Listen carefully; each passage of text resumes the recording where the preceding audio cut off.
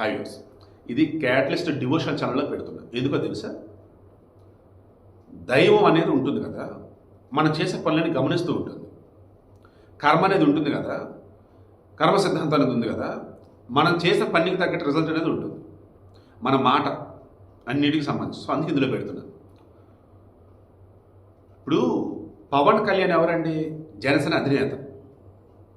అతను పిఠాపురం ఎమ్మెల్యేగా గెలిచిన తర్వాత ఒక చిన్న సక్సెస్ మీట్ లాంటిది స్పష్టంగా క్లియర్గా నా గెలుపు కోసం వర్మ చాలా కష్టపడ్డాడు, నేను గెలిచానంటే అందులో వర్మ పాత్ర చాలా కీలకమైంది, అందరి ముందు థ్యాంక్స్ చెప్పాడు పవన్ కళ్యాణ్. ఇతని కన్నా ఎక్కువ ఈ నాగబాబుకు తెలుసా? నేను మరలా చెప్తున్నా, మన ఫేస్బుక్లో పోస్ట్ పెట్టా, నిన్న కూడా పెట్టా. జనసేనకి ఏదో ఒక రోజు ఆ పార్టీలో ఉన్నటువంటి వారి నుంచే ఏదన్నా కానీ ఇబ్బంది ఎదురైంది అంటే, కోరికలని దెబ్బ తగిలిందంటే ఫస్ట్ నాగబాబే ఉంటాడు, గుర్తుంచుకోండి. నెక్స్ట్, నాగబాబుకి కుక్కలంటే చాలా ఇష్టం. మన వాళ్ళ ఇంట్లో కుక్క చనిపోయినప్పుడు చాలా బాధపడుతూ పోస్ట్ పెట్టారు. అందుకనే ఆ కుక్కకు సంబంధించిన పోస్ట్ తీసుకొచ్చి, ఏంటది?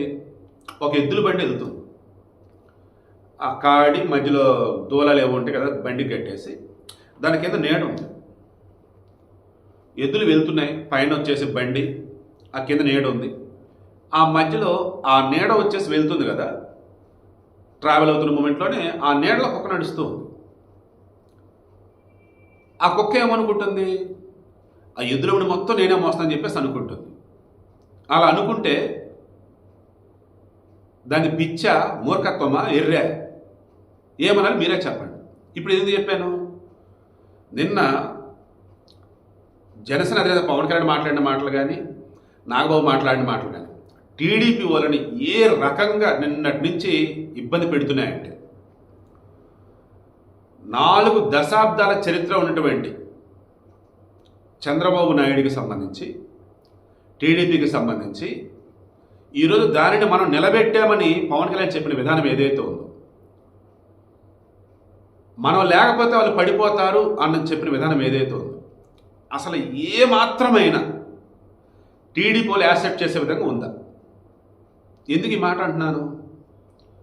ఇప్పుడు 2024 ఎన్నికలలో పవన్ కళ్యాణ్, చంద్రబాబు నాయుడు అండ్ బీజేపీ కలిసి పోటీ చేశారు.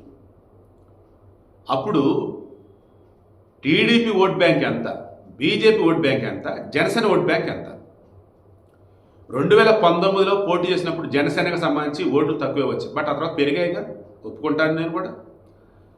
చంద్రబాబు నాయుడు ఎప్పుడైతే జైల్లో పెట్టాడో జగన్మోహన్ రెడ్డి, అండ్ 3 రాజధానులు అంటూ, తర్వాత రివర్స్ టెండరింగ్ అంటూ పోలవరం, అండ్ జాబ్ క్యాలెండర్ అంటూ ఉద్యోగులు మోసం చేయడం, ఎంప్లాయీస్కి ఇంటర్వ్యూలు జీతాలు ఇవ్వకపోవడం, ఇలా వాళ్ళకి షార్ట్ వల్ల జనాల్లో వ్యతిరేకత వచ్చేసి వద్దంటే వద్దనుకుంటూ ఉన్నారు.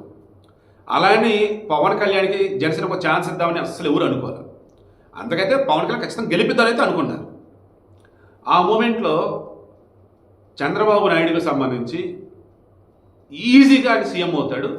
ఈరోజు వచ్చినటువంటి 164 స్థానాలు ఏవైతే ఉన్నాయో టీడీపీకి, జనసేనకి, బీజేపీకి కలిపి, అందులో టీడీపీకి ఐ థింక్ 140+ అంత ఉన్నాయి, 140 130+ ఉన్నాయి కదా, అన్ని వచ్చేటప్పుడు ఎందుకంటే 2019లో ఓట్లు చీలినట్టు ఇప్పుడు కూడా చీలు ఉండొచ్చు, చీలితే నో డౌట్.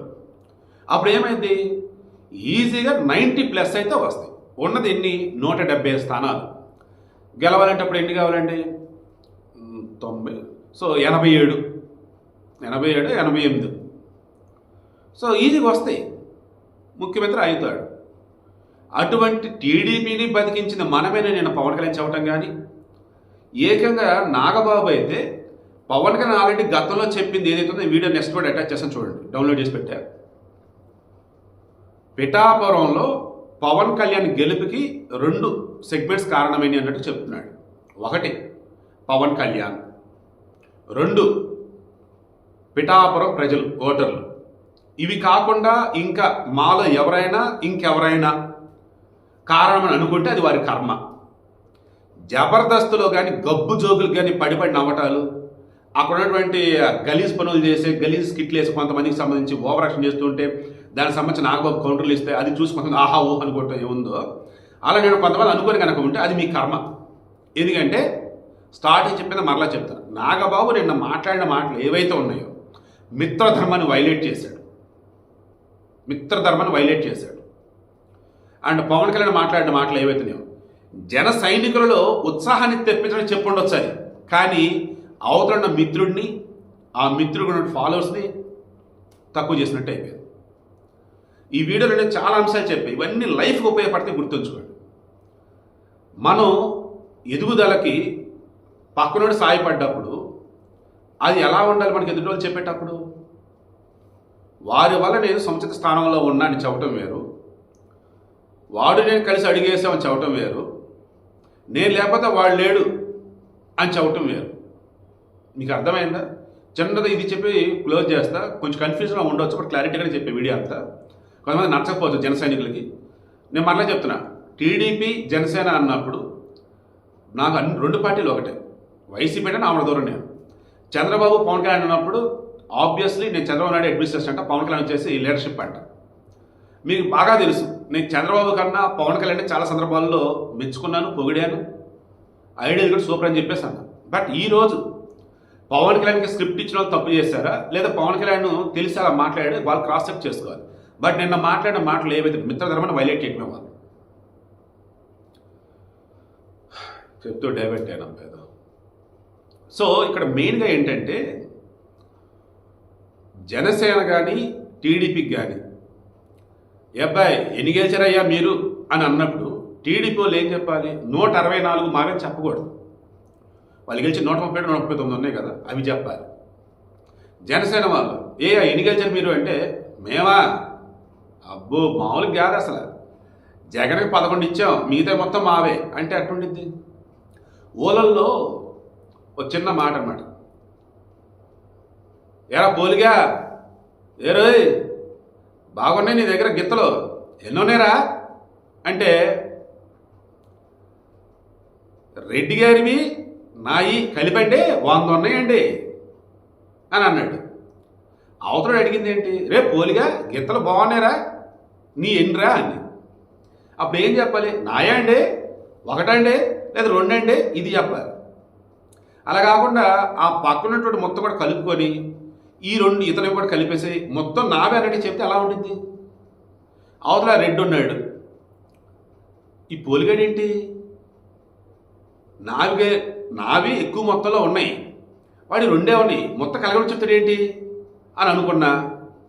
లేదు ఆ గిత్తలు ఉన్నాయి కదా మిగతా గిత్తలు, ఇదేంటి మనం వేరు వాడు వేరు కదా, కాకపోతే అంత కలిసి మేస్తున్నాం, అంత మాత్రాన అంత ఒకటని చెప్తాడేంటి అని అనుకున్నా. తేడా వచ్చిందా లేదా? ఇది ఎందుకు చెప్పండి మీరు ఆలోచించండి.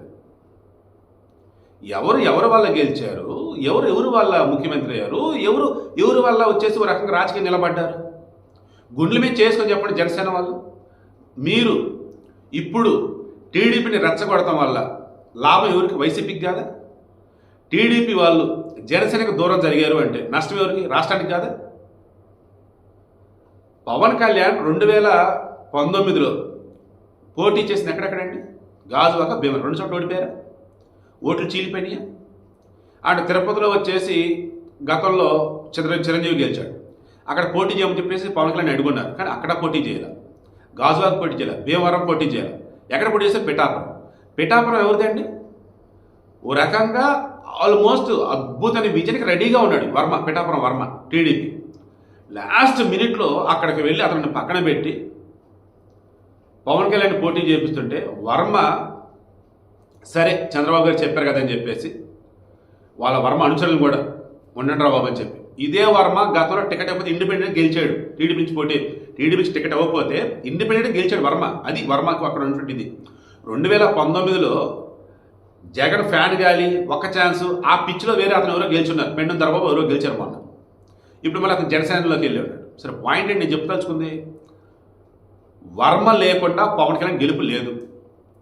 ఈజీగా మనం అక్కడ గెలుస్తాం పిఠాపురంలో అని చెప్పేసి పవన్ కళ్యాణ్ అక్కడికి పోటీ చేశాడు. అయినా సరే పవన్ కళ్యాణ్ చాలా ధర్మంగా, నీతిగా, నిజాయితీగా ఒప్పుకున్నాడు వర్మ వల్ల ఈ విజయం అని. అట్లాంటిది నాగబాబు నేను ఏం మాట్లాడండి అసలు? 2 నిమిషాలు 3 నిమిషాలు అనుకోండి, వీడియో 10 నిమిషాలు వచ్చింది. ఎందుకు వచ్చింది ఎంత అంటే, ఒక జర్నలిస్ట్గా నిన్న నాగబాబు మాట్లాడిన మాటలు కావచ్చు, జన సైనికులని ఏమంటారు ఉత్సాహం తెప్పిద్దామని పవన్ కళ్యాణ్ మాట్లాడిన మాటలు కావచ్చు, మిత్రధర్మాన్ని వైలేట్ చేసే విధంగానే ఉంది. నేను చంద్రబాబు గారికి మరలా చెప్తున్నా, సార్ చంద్రబాబు గారు మీరు ఇచ్చిన అలుసా లేదన్నప్పుడు ఇక రానున్న రోజుల్లో మీరు రాజకీయాలకు దూరంగా ఉంటారు కాబట్టి ఇక మాదే మొత్తం హవాన్ని వదలాలనుకుంటున్నారా తెలియదు, కానీ టీడీపీ శ్రేణులు చాలా చాలా చాలా చాలా మదన పడుతున్నారు, బాధపడుతున్నారు. ఎందుకంటే మీరు ఇచ్చిన అలుసే, మీరు ఇచ్చినటువంటి చనువు వల్లే ఈ రకంగా ఎవరెవరో ఏదో మాట్లాడుతున్నప్పుడు అంత అనుకుంటూ ఉన్నారు. సో ఒక్కసారి మరల మిత్రపక్షాలు మీరు కూర్చొని అసలు బయట ఏం మాట్లాడాలి, ఏం మాట్లాడద్దు, మీ వాళ్ళకి చెప్పండి, వాళ్ళ వాళ్ళకి చెప్పండి, అప్పుడు క్లారిటీ వస్తుంది. అదర్వైజ్ వైసీపీకి ఏమిల చీమ దొరికేంత సందున్నా సరే మొత్తం గండి కొట్టి మరి వాళ్ళు ఇచ్చేస్తారు. ఎందుకంటే గొర్రెలు చాలా ఉన్నాయి, వైసీపీ గొర్రెలు ఇంకా వాళ్ళు ఏదైతే చేయడానికి రెడీగా ఉన్నారు. సో రాష్ట్రాన్ని కాపాడుకోవాలంటే ముందు మీ మిత్రధర్మం ఏదైతే ఉందో, మీ సర్కిల్ ఏదైతే ఉందో, మీ కూటమిలు ఏదైతే ఉందో ముందు ఆ నాయకులకి చెప్పండి. నేను మాట నాగబాబు గారు నాకు చాలా రాసిపడు సార్, బట్ నిన్న మీరు మాట్లాడింది ఏ మాత్రం సముచితం కాదు. పవన్ కళ్యాణ్ కానీ మీకు ఎక్కువ తెలుసా చెప్పండి. వీడియో అటాచ్ చేసి చూడండి. గెలిచాక పిఠాపురంలో పవన్ కళ్యాణ్ ఏం చెప్పాడు, నిన్న మీరేం చెప్పారు నాగబాబు గారు?